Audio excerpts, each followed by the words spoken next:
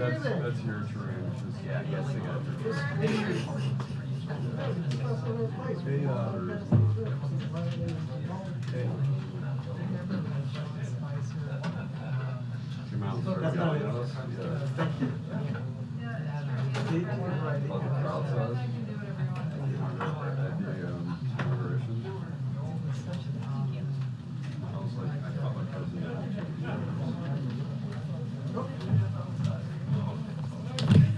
Oh, where's everybody? Oh, it's holidays. Well, good afternoon, everyone. Good afternoon, everybody. Happy Monday. All right, this Thanksgiving, we have a lot to be thankful for. While inflation caused by the pandemic and Russia's war continues to be a challenge, we have seen important progress. Just in time for holiday travel, gas prices are down $1.70 from their peak. Airline tickets are down 13% over the last year, and car rentals are down about 10%. And as we start preparing our Thanksgiving meals, grocery inflation is at its lowest level in over 2 years, with prices for eggs, milks, bacon, and fresh veggies lower than last year. In fact, according to the American Farm Bureau, the cost of a Thanksgiving dinner fell this year. Prices are down for turkey, stuffing, peas, cranberries, pie crust, and whipping cream. We had a big discussion about whipping cream in the back. I don't know what whipping cream is. I know whipped cream, but not whipping cream. Anyway, because wages are rising, this Thanksgiving dinner is the fourth cheapest ever as a percentage of average earnings. Finally, as we look ahead to holiday shopping, since last year, prices for toys are down about 4%, used cars and trucks are down 7%, and TVs are down 9%. Lowering costs for Americans continues to be the president's top economic priority, from strengthening supply chains to lowering energy and healthcare costs to cracking down on price gouging by banning hidden junk fees. President Biden's policy will continue bringing relief to American families. Meanwhile, instead of lowering costs for middle-class families, congressional Republicans are trying to lower costs for the wealthy and special interests, lower taxes, to be more exact, including big corporations that are fighting tooth and nail to stop the president's efforts to ban junk fees. Now, today, on Transgender Day of Remembrance, we grieve the 26 transgender Americans who were killed this year. Year after year, we see that these victims are disproportionately Black women and women of color. No one should face violence, live in fear, or be discriminated against simply for being themselves. As the president said, there's still more to do to meet the promise, and it's why this administration has taken urgent action to strengthen rights and protect the safety of transgender Americans and all LGBTQ+ Americans. As we mourn the loss of lives that have been taken too soon, we must also recommit ourselves to never stop fighting until all Americans can live free from the discrimination and also from hate. With that, Admiral John Kirby is here today to take any questions that you may have, obviously on the foreign policy front, and to give any updates that we have on the Middle East. Admiral, you're right there?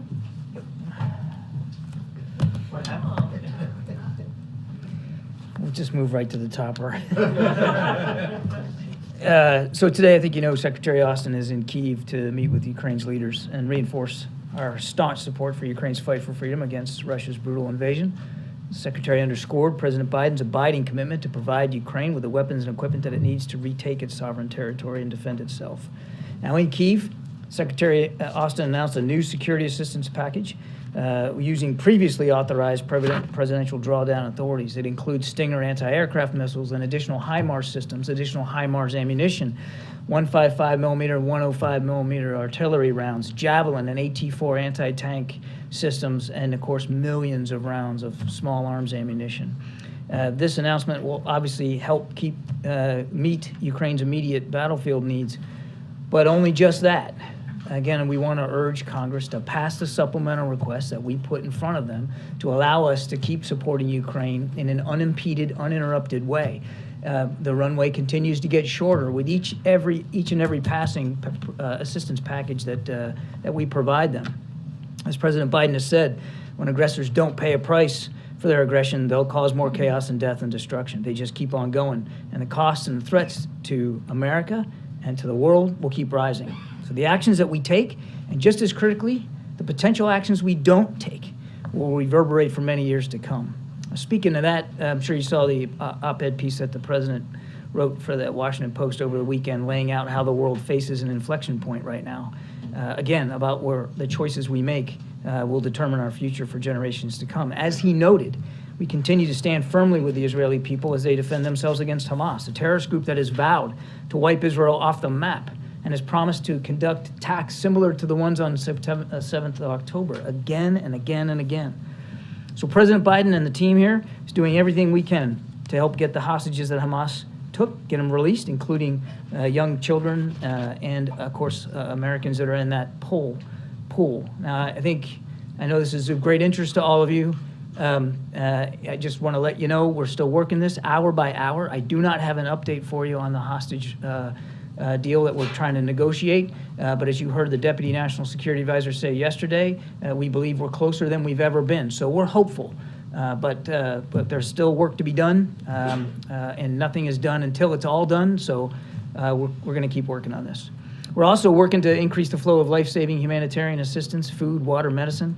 We're calling for respecting the international law in terms of minimizing the loss of innocent lives. And of course, we're continuing to advocate for humanitarian pauses so that people can get out of harm's way and that aid and assistance can get in.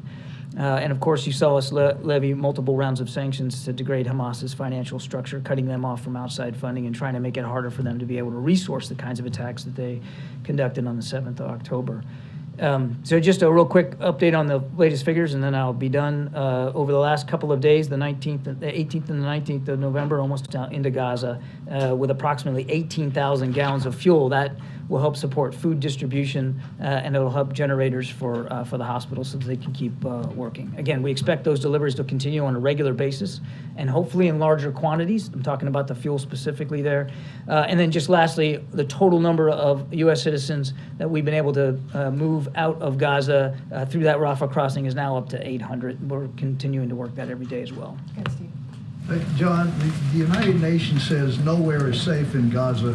Is the U.S. working with Israel to create a safe area in Gaza for civilians? What we've talked to the Israelis about, particularly now as they're beginning to plan operations in the south, where so many people have moved, is to make it clear that they have obligations to not only allow for that safe passage, but to make sure they're not putting all those civilians, now more civilians in southern Gaza than were before, putting them in harm's way. Secondly, I know you don't want to talk about hostages, but in general, is Israel on board with the idea of a pause of a few days? That gets into our negotiations here for the hostages. They have instituted, again, at our urging, they've instituted these daily humanitarian pauses. And in some cases, they were supposed to be 4 hours a day. They've actually expanded them up to 7 hours a day. So they're happening on a regular basis, and they're predominantly designed to allow people in the north to move through a couple of safe corridors to the south. So it's the pause to let people get out. That's the principal purpose of that.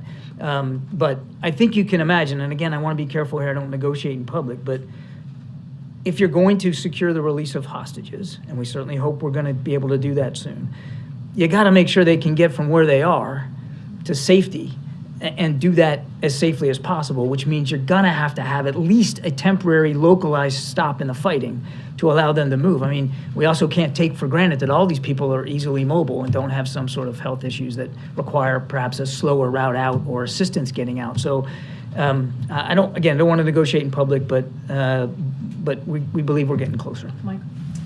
John, you talked about the negotiations. Everybody's been sort of talking about the swirl of, the contacts between the U.S. and Israel and Qatar and Hamas.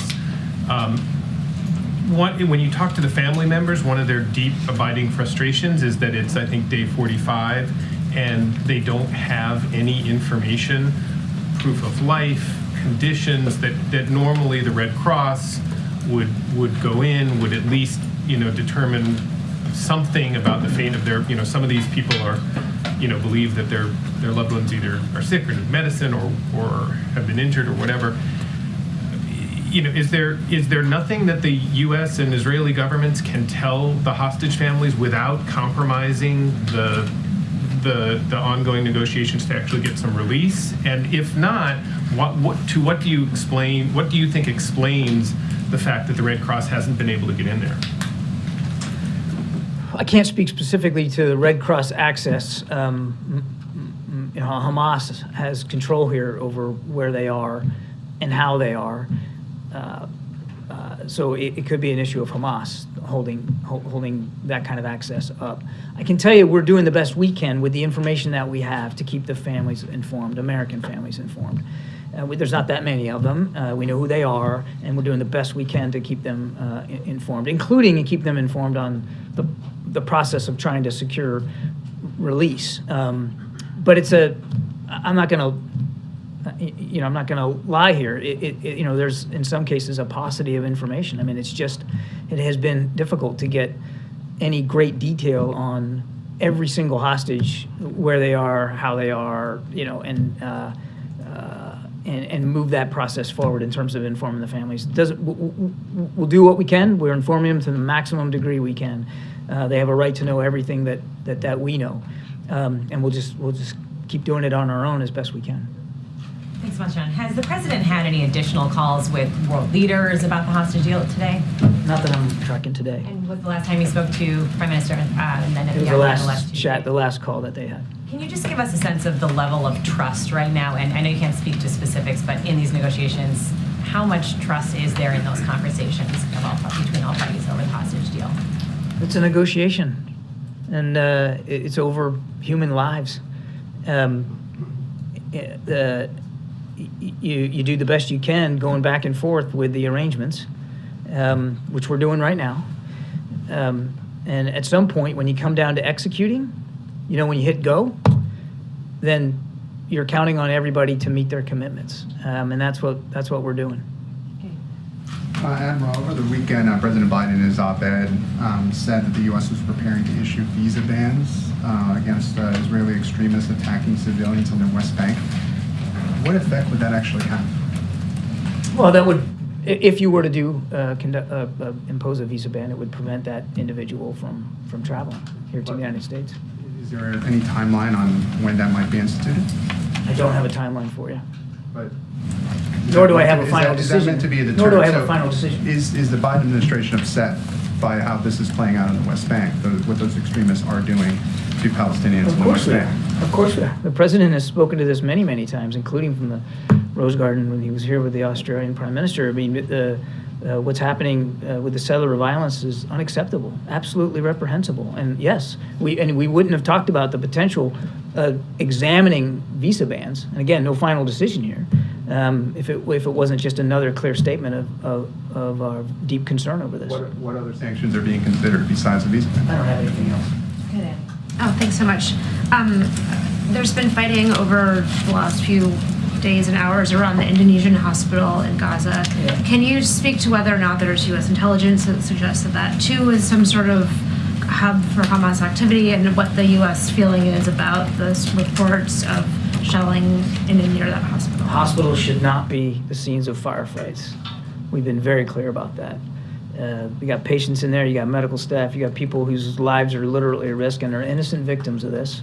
They shouldn't be put at more risk than they already are, being held up in a hospital or holed up in a hospital because of health issues, can't move. So we don't want to see firefights in hospitals. I don't have any specific intelligence about the degree to which Hamas is or is not using that particular hospital. Nothing to share today. John, I was just curious. You mentioned Hamas still determined to try to carry out any sort of terrorist attack abroad. This Thanksgiving week, is there any elevated risk of terror attacks here at home? And is the White House or NSC doing anything specific? Because of the holiday week, most people obviously kind of check out in D.C. I'm just curious, are you staffing up in a difference because of the terror threat? We're not tracking any specific credible threat here at home over the holiday.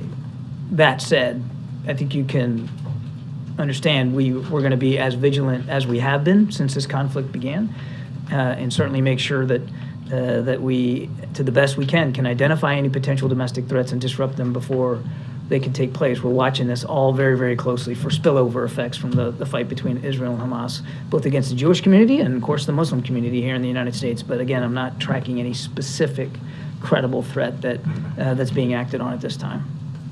Back at the Indonesian hospital, my colleague spoke with the hospital administrator who said that President Biden needs to do more to protect hospitals in Gaza because, quote, he's the only one Netanyahu will listen to.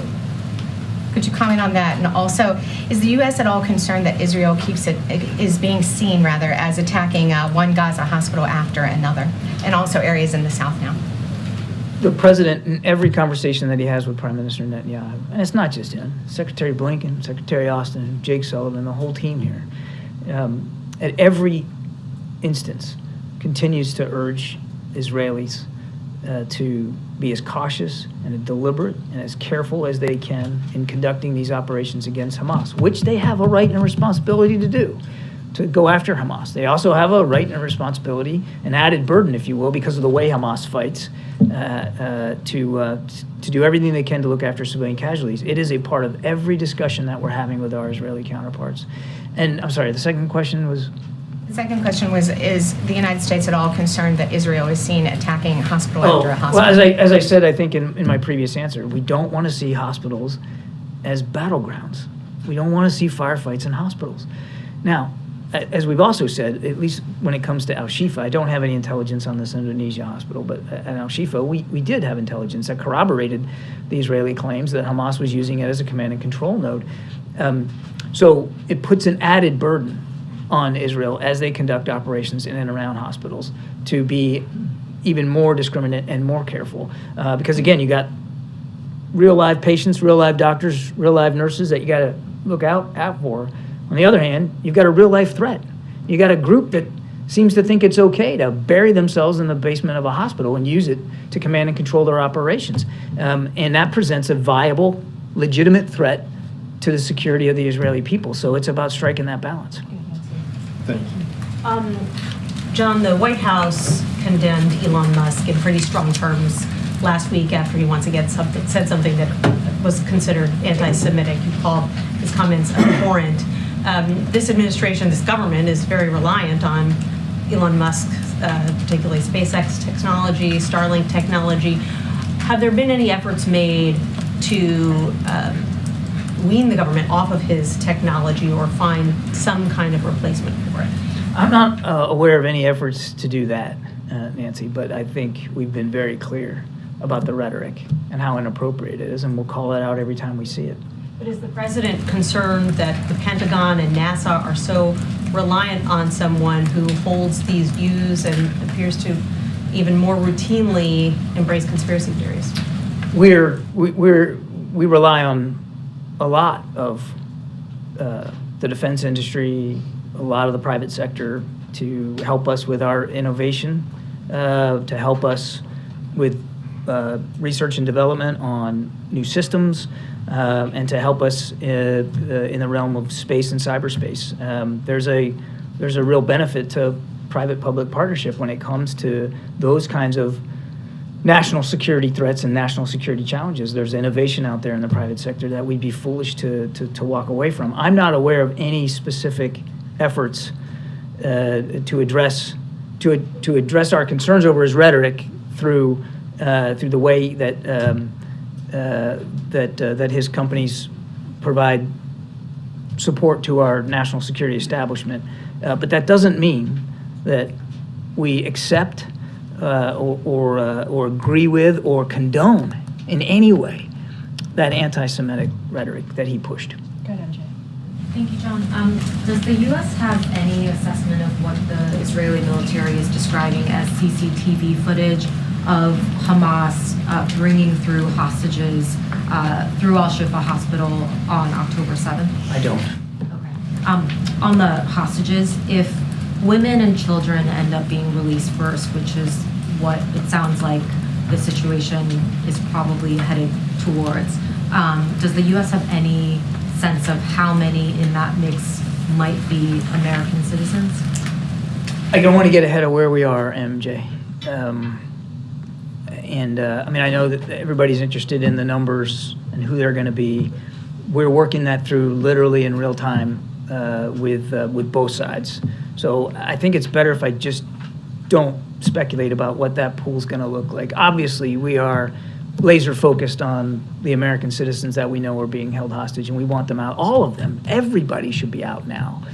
But here we are in a negotiation, and we're getting closer to the end, we believe, of that negotiation. So again, I'm going to be careful.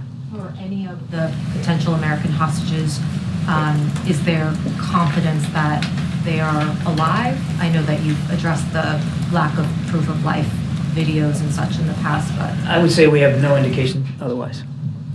Thanks, John. There was media reports over the weekend that U.S. pressure had resulted in the Palestinian Authority taking down a tweet that had accused Israeli helicopters of most of the deaths at that music festival.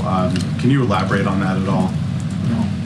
I mean, I don't know, what would you want me to say? Well, to that? I mean, can you confirm it? Can you give any information about what kind of communications there were between the U.S. and the Palestinian Authority about that messaging? I'm not aware of any specific messaging between us and the PA on that. I mean, obviously, simply not true. It was Hamas paragliding into a music festival. I mean, there was no Israeli participation in that at all. And then I just wonder if you can elaborate a bit on the president's remarks in the op-ed about a revitalized Palestinian Authority.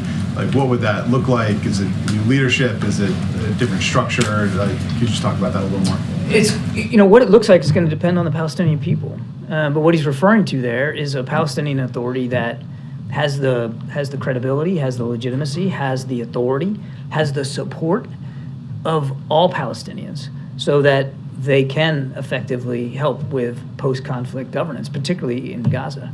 But what it actually looks like is really and should be up to Palestinians. Okay, a couple more in the back. Go ahead. Go ahead, sir. Hi. Great. Hi, John. Thanks. Happy Thanksgiving to you. President Biden stood by calling President Xi a dictator at the APEC press conference. China's foreign ministry condemned this as, quote, extremely incorrect and irresponsible political manipulation. What is the administration's response or reaction to this? We came away from San Francisco with some concrete deliverables on fentanyl, on military-to-military communications, on getting our two teams together to start working on artificial intelligence, particularly in the national security realm. There was an awful lot of very good outcomes out of this meeting between President Biden and President Xi, and the president's looking forward. We're looking forward to managing this relationship in a more responsible way and moving things forward, looking for ways where we can cooperate, but also not being afraid to confront where we can, including on the tensions in the South China Sea. So the president's and his whole national security team is focused forward now, coming out of San Francisco. Still going to call him a dictator each time he sees The president made it very clear. He was asked a direct question. He gave a direct answer, and he stands by that direct answer. That doesn't mean, as true as that statement was, doesn't mean that there aren't still prospects here to find ways to cooperate and to compete with China in a more responsible way going forward, and that's where the president's head is. When these two leaders met, did they agree to meet again or speak again in the near term? They agreed that they would meet again, but there was no date put on the calendar. What's really important now is that the military-to-military comms will begin to start, and even down to the theater commander level, and maybe even lower than that. So that's the immediate channels of communication that we're looking at getting back open. Stephen, Thank you, Karine. I've got a question about fentanyl, then a question about the Gaza conflict. On fentanyl, the Chinese president committed to reducing the export of fentanyl and fentanyl precursors. But under President Biden, there have been 200,000 Americans who have stopped breathing and died as a result of these chemicals. As of earlier this year, we're still at record monthly numbers. If there is not a drop in American deaths, will President Biden hold the Chinese president personally responsible? It was really significant what President Xi was willing to commit to for the first time now in several years. And they're really going forward here and willing to take law enforcement action to shut down the export of these ingredients, the precursor chemicals that the labs, largely in in our own hemisphere are creating to make fentanyl. It's a big step forward, and we're grateful for that. And we'll see how they are in execution. And I think we all need to understand that it may be some time before you see the practical results of this crackdown on the precursors, but we're grateful for that. But it's not, it's not just the precursor chemicals. I'll try it again in English. But it's the labs in our own hemisphere that are taking those chemicals, those ingredients, making fentanyl, and then moving it north up to our borders. And it's a serious problem. And again, as the president said at the press conference, this agreement will save lives, will save American lives. And President Xi said he was committed to helping with that. Before turning to the second question, just to follow up on that, the Chinese president's in charge of a single-party state. He's said in the past that he'd crack down on fentanyl, and U.S. deaths hit an all-time record last year. I mean, is President Biden not going to consider him personally responsible if American deaths do not go down? He has said he was going to be personally responsible for stemming the flow of these chemicals out of China, and we're grateful for that. That's going to take a little bit of time as he goes back to Beijing and puts those processes in place, those law enforcement actions. We're grateful for that. Thank you. And second question, protesters here in D.C. and New York, across the country, they've settled on a nickname for the president. They've been calling him Genocide Joe. They wrote it on the gates. Do you have a response from the White House to that nickname that they've settled on? We're not worried about nicknames and bumper stickers. I mean, it's First Amendment, free speech. The president's focused on, as he wrote in his op-ed, on making sure that we can continue to support Israel as they fight a terrible terrorist group, Hamas, and as we all work together to get humanitarian assistance in and get people out, including hostages. I said this the other day. Again, people can say what they want on the sidewalk, and we respect that. That's what the First Amendment's about. But this word genocide's getting thrown around in a pretty inappropriate way by lots of different folks. What Hamas wants, make no mistake about it, is genocide. They want to wipe Israel off the map. They've said so publicly, more than one occasion. In fact, just recently. And they've said that they're not going to stop. What happened on the 7th of October is going to happen again and again and again. And what happened on the 7th of October? Murder, slaughter of innocent people in their homes or at a music festival. That's genocidal intentions. Yes, there are too many civilian casualties in Gaza. Yes, the numbers are too high. Yes, too many families are grieving. And yes, we continue to urge the Israelis to be as careful and cautious as possible. That's not going to stop, from the president right on down.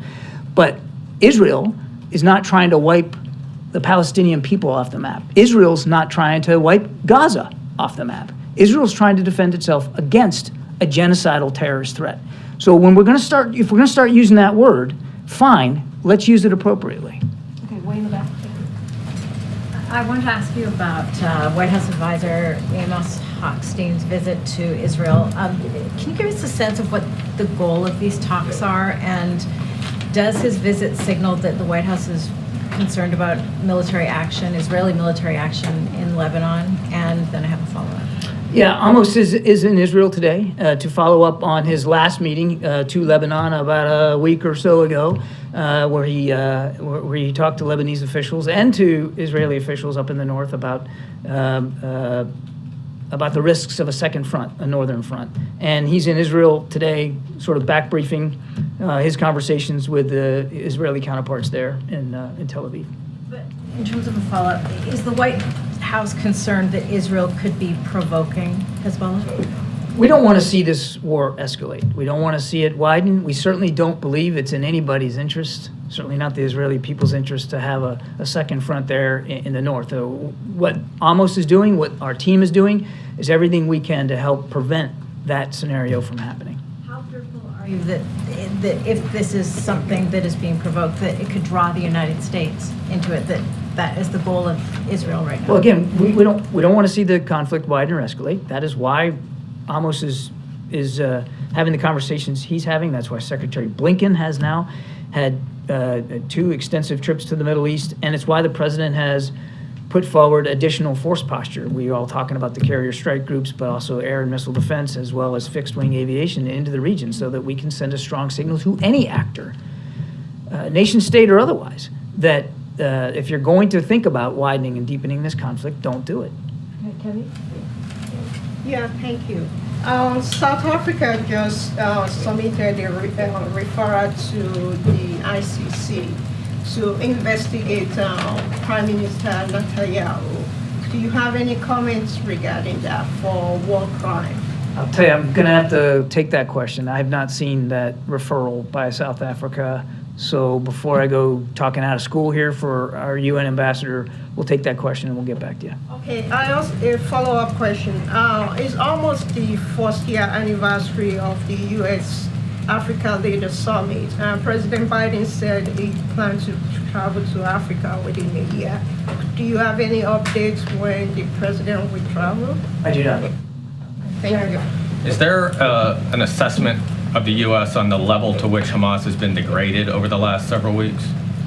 We don't have an independent assessment that I'm aware of. That's a question better put to the Israeli Defense Forces. It's something that I know that you have a lot of communications with the Israelis inside of their operation. Is that part of what the communications are between the I mean, I'm just trying to get a sense of sort of what the next steps are and how long a campaign this may need to be based on that level of degradation. Those are all great questions for the Israeli Defense Forces. This is their operation. Now, yes, we're in touch with them daily, and they provide us their perspectives. They provide us updates. I'm not going to, from this podium, characterize those conversations. I'm certainly not going to quantify the degree to which Hamas has been degraded. They are continuing to go after their leadership, particularly in the north of Gaza, but really that's a better question for them.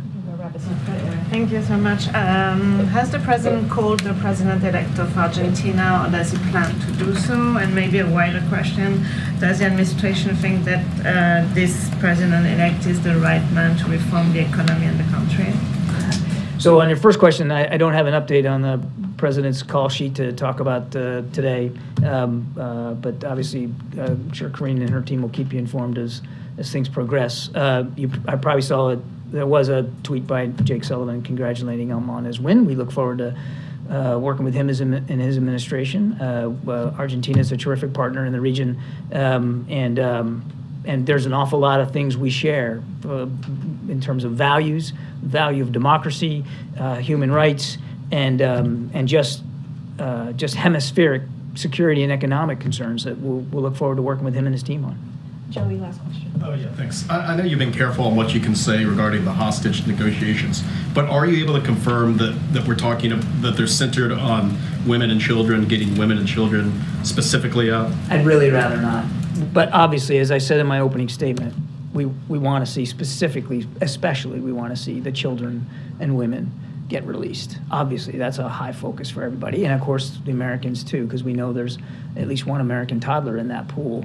But I think the less said, the better as we get into the, into the, what we hope is the end game here on negotiations. It's probably safer if I don't go into much speculation. Hopeful that it's the end game. What are we, what kind of time frame are you looking at? I mean, I couldn't tell you. Yeah. Just that we're closer now than we've been before. That's a good thing. But we don't want to do or say anything publicly that's going to jeopardize what we hope will be a positive result. Thank you. Yep. Thanks. You're too long on your Is it a sprain or a break? I didn't want to keep him too long on his feet. Thank you so much, Admiral. Appreciate that. No, it's not comfortable. Will, go ahead. Okay, I got a couple of things, changing gears. Will there be an order to lower flags to have staff to mark Mrs. Carter's passing, and is the president planning on attending her funeral? So let me just say at the top, I know you heard from the President and the First Lady yesterday on the passing of the former First Lady. I just want to say certainly that their thoughts are with President Carter and the entire Carter family. As the President said yesterday, Jimmy and Rosalynn Carter have been dear, longtime friends, and Rosalynn Carter was an extraordinary, extraordinary First Lady. She was a champion for equal rights and opportunities for women and girls, an advocate for mental health and wellness for every person, and a supporter of the often unseen, uncompensated caregivers of our children, aging loved ones, and people with disabilities. The President and the First Lady are thinking of her and of him and keeping the Carter family in their prayers today as well. As it relates to any potential travel, the President and the First Lady plan to pay respects to the former First Lady. Don't have anything to share at this time on details or anything to confirm just yet, but certainly as we have information or more details to share, we certainly will share that with all of you. And as it relates to the lowered to half staff, the flag being lowered to half staff, yes, we will certainly do that, and we certainly will follow. We'll do that in accordance with protocols and details of when and how long that will happen. We certainly will share that at an appropriate time. Okay, I have another topic. How is the president planning to mark his birthday? I ask because he mentioned it during the turkey parting. It looks like he's got some family here. We're going to have like a party or a dinner.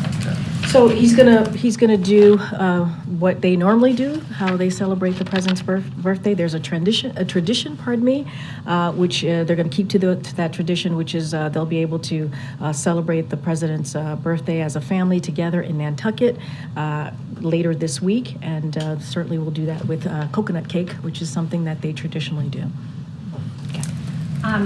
Last year, we all remember the messy holiday travel season. I know the administration has taken steps to try to improve compensation for travelers who face delays and some other steps to hold airlines accountable. How confident is the White House that Americans won't face those same kind of issues this travel season? Well, it's hard to predict, obviously, but certainly we take this very seriously. The Department of Transportation takes this very seriously, and so we're going to certainly keep eye on what's going on the next couple of days as Americans travel crisscross the country to get to their loved ones for Thanksgiving. And so, if any issues arise, obviously, the Department of Transportation, this administration will be on top of it. Hard to kind of surmise what that's going to look like, but as you said, we've taken this seriously, and we've taken actions to work closely with airlines, to work closely with other transportation means of vehicles, if you will, to make sure that Americans get to where they need to safely, certainly on time, as I know they want to get to on time, and so we'll certainly be vigilant and on top of it. And if I could just ask one follow-up on Nancy's question, some advertisers have pulled their ads from X, formerly known as Twitter. Is the White House at all considering suspending its official White House or the president's accounts on X, given Elon Musk's comments? So I don't have anything to announce at this time, or any internal conversations on that particular question, but we've been very clear. You heard from this White House after those abhorrent, as you heard from us, comments were made by Elon Musk, and we are going to continue to certainly call that out, condemn those types of hateful comments that could be incredibly dangerous, and so we won't stop doing that. I just don't have any internal conversations to read out or announcement to read out on that particular platform. Has anyone here spoken to Musk?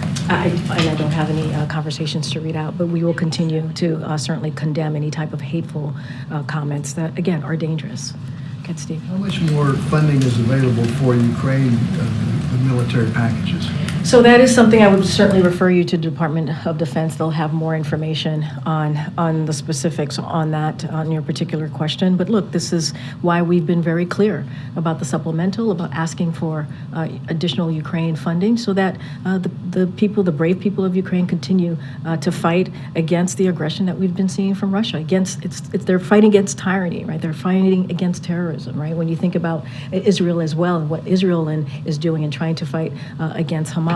And so that's why that supplemental, that national security supplemental for both, are incredibly important. And we're going to continue to have those conversations with folks on the Hill about the importance of moving forward with the President's national security supplemental. I don't have any specifics on how much money is left. Certainly would refer you to the Department of Defense.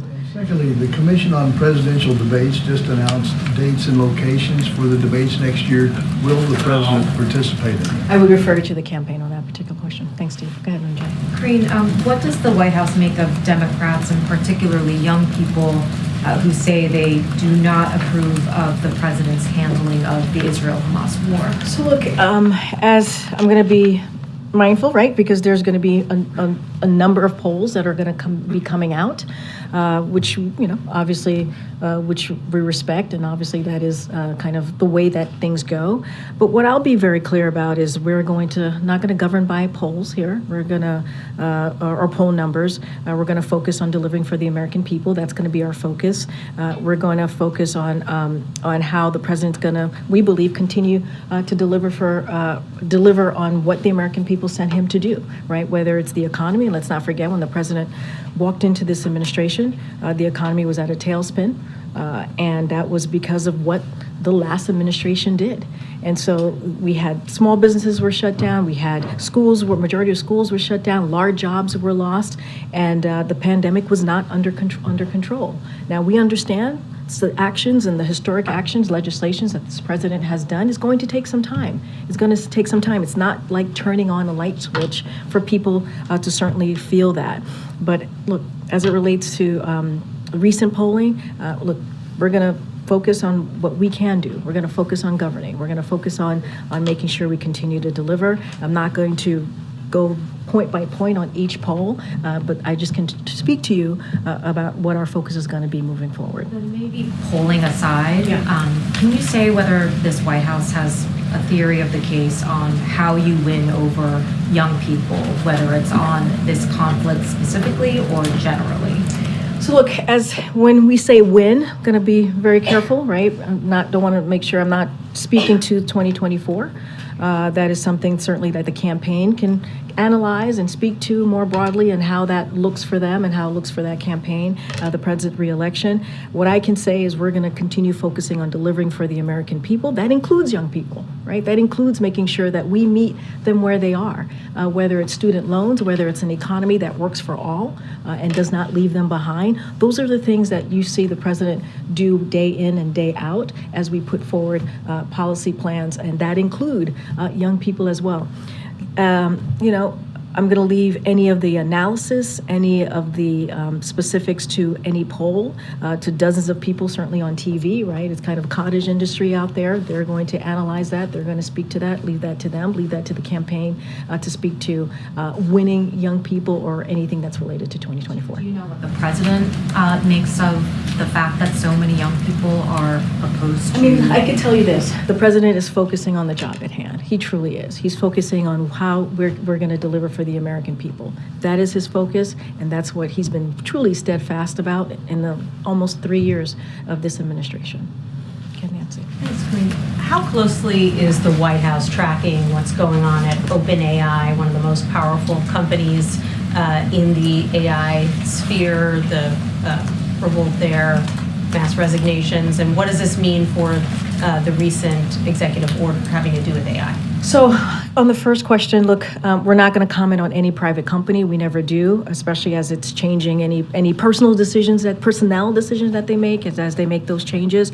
As it relates to the executive order, a very comprehensive executive order that the president announced not too long ago on AI, our message to tech companies continues to be clear. They need to assure AI systems are safe before releasing them to the public. We're going to continue to make that clear, have those conversations. But as it relates to personnel decision made by private company, we're just not going to comment from here. And then sticking with the tech theme, Twitter is back in the news. I mean, not Twitter, TikTok back in the news because of misinformation about the war, about Osama bin Laden. It's now been more than 2 years that the CFIUS investigation has been underway. Can you give us any kind of update on where that stands? As you know, it's an independent committee investigations. Just don't have anything to comment on that, on CFIUS and where they are on that investigation. Kedra. Thanks, Karine. The senators are having some talks this week about an immigration deal that would unlock Ukraine aid. Is the White House planning to get involved with those, even sit in on them? I'm just not going to negotiate from here. You mentioned the president's excited to be celebrating his birthday, but I'm curious, David Axelrod told the New York Times, quote, Biden thinks he can cheat nature here and it's really risky. A, what's the president's response to David Axelrod? Does he respect his opinion? Does he think he's right? But also, I mean, is there a real alarm happening behind the scenes that the president is simply too old to stake around for another 4 years? No, there's no alarm happening behind the scenes. For Democrats? I can only speak behind the scenes here. There's no alarm happening behind the scenes, and I'm certainly not going to comment on everybody who has something to say. Nobody. I mean, David Axelrod I didn't say that. Yeah. Nowhere in my response to you that I said that. I said I'm just not going to comment on everyone that has a comment to say. They're going to speak for themselves. I'm going to speak for the president, and here what I'll say is, look. And also, it's just not my job. It's not my job to think through or to tell people what to think, right? Whether it's the American people out there or a political analyst or as your question is about David Axelrod. It's just not my place to speak to that. What I can speak to is how we see this, what our perspective is.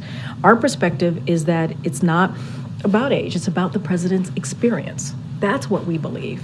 And it's, as they say, the proof is in the pudding, right? The president has used his experience to pass more bipartisan legislation in recent time than any other president. That's just a fact. That is something that we have seen this president do, and that's because of his experience. He's been able to manage multiple foreign policy challenges. He's been able to do that. That's because of his experience. He's been able to create jobs, raise wages, and lower inflation. Right, and the proof is in the pudding, right? We see that in the data. We see that where we are today than where we were when the president walked into the administration. So what we say is we have to judge him by what he's done, not by his numbers. And one more thing I will add: this is the first president ever that's been able to go to an active war zone without our military, controlling what's happening on the ground. And so, look, I would put the president's stamina, the president's wisdom, ability to get this done on behalf of the American people against anyone on any day of the week. All right, go ahead. Thanks, Karine. I just wanted to follow up. I wondered if you had any update on whether the president or anybody else in the administration plans to attend the COP28 summit in Dubai next week. We don't have anything to read out on his schedule. Okay, Karen. Thanks. You just told Jordan you wouldn't negotiate on the supplemental from here, but you and Kirby before you have talked today just about how important it is to get this funding through. So now that Congress doesn't have an urgent deadline until next year because of the CR getting passed, how concerned is the White House that this is not going to get through in a timely manner? And what is the president going to do in the next couple of weeks to try to push this through? So look, again, I'm not going to get into negotiations from here, as you stated in your question, but I will say this: there's a lot at stake. There's a lot at stake as you think about our national security and also our domestic needs. So it is crucial, it is important that we get this done. And so we're going to continue to have conversations. Our legislative affairs shop here, our OMB director is going to continue to have conversations with members of the Hill. So yeah, it is important. We wouldn't have put it forward if we didn't think it was needed, right? These are emergency needs that we requested when you think about the supplemental, both the domestic one and the national security. So obviously, we're going to continue to have that conversation. We're going to continue to do it in a bipartisan way, do it both with Republicans and also Democrats on the Hill. And so we take this very seriously. We wouldn't have put it forth if we didn't think it was needed. Will we see the president get personally involved, engaging with lawmakers right after the Thanksgiving holiday? Don't have any layout or readout about who the president's going to call. As you know, the president has personal relationships, long-time relationships with many members in Congress, and so certainly he has done that before, reached out. I just don't have a strategy to lay out or a list of folks that the president might or may not call. Go ahead. Oh, thank you, Karine. Just following up on what Stephen was asking about with regard to fentanyl of Admiral Kirby, can we expect some type of trilateral agreement between the U.S., Mexico, and China to tackle this issue? Don't have anything at this time, any policy announcement to make at this time. Thank you, as always. I want to ask about... I might regret it, but go ahead. I assure you, you will not.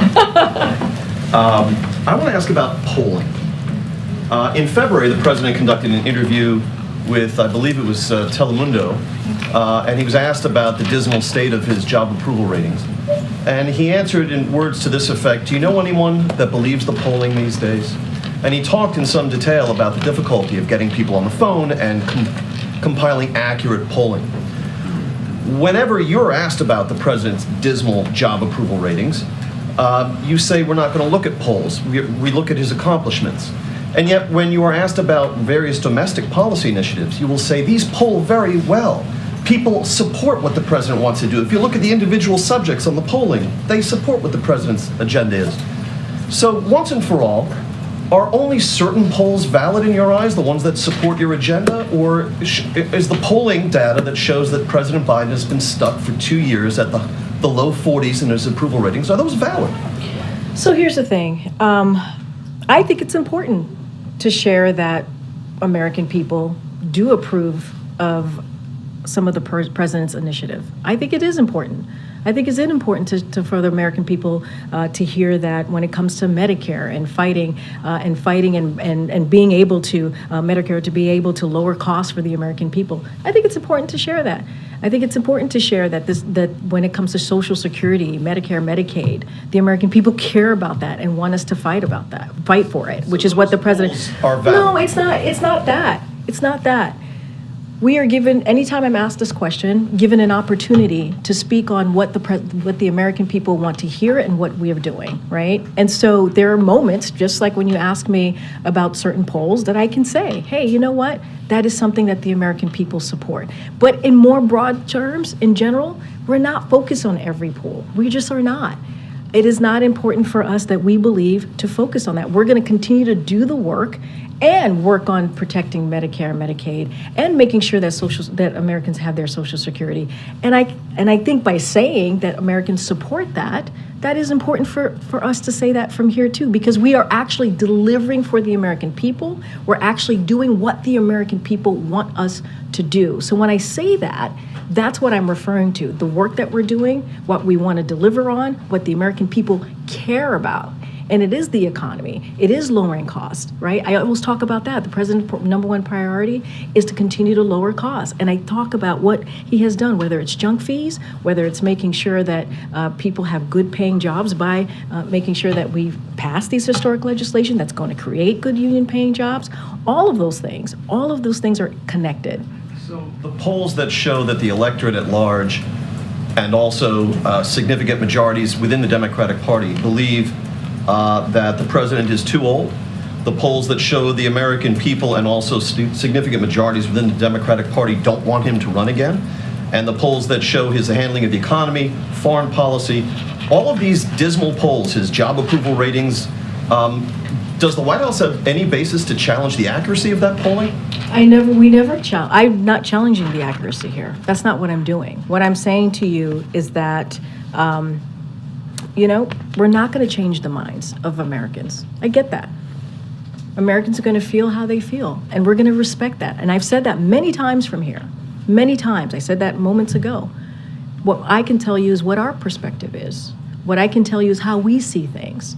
And we believe experience, this president having experience to get things done is important. And we know that it's going to take some time, right, for Americans to feel what we have been able to do in this administration, pushing through bipartisan legislation. That is historic. As I mentioned earlier before, this is a president that has done more bipartisan legislation than any other recent president. And so that's what I can speak to. I can speak to our perspective. I can speak to how we see this. I can speak to what is important and how we're going to try to deliver for the American people. And I will say this,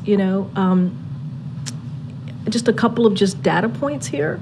I'm going to be careful not to talk about 2024, any of the elections, but I could look back in history, right? I can look back and see where President Obama was a year out of his election, where President Clinton was a year out ahead of his election. And it didn't look like they were going to win, right? It didn't look like that. And so it is not unusual, you're talking about dismal polling, is not unusual for a president to be where they are ahead of that. And so, look, the president's going to focus. This is something that I can tell you for sure. He's going to focus on the American people. That is always, always the number one priority for this president, and that's what you're going to see him continue to do. All right, I'm going to wrap it up. Thanks, everybody. Happy Thanksgiving, everyone.